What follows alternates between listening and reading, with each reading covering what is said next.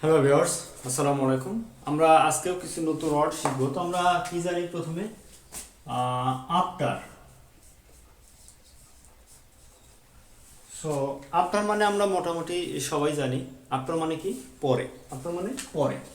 ওকে, আমি এখানে লিখছি আফটার মানে হলো পরে। এরপর আমরা লিখব হলো কেয়ার। কেয়ার মানে আমরা কি জানি?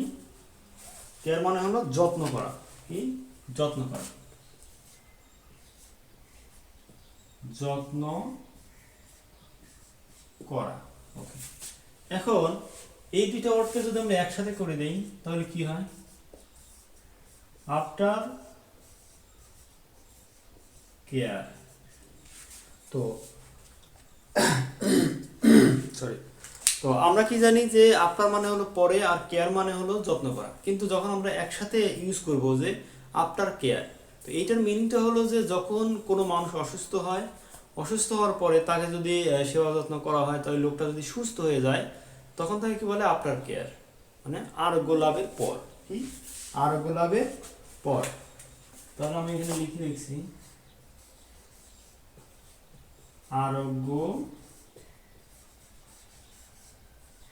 লাভের পর। ওকে, আফটার কেয়ার। এখন আমি যদি এখানে লিখি আফটার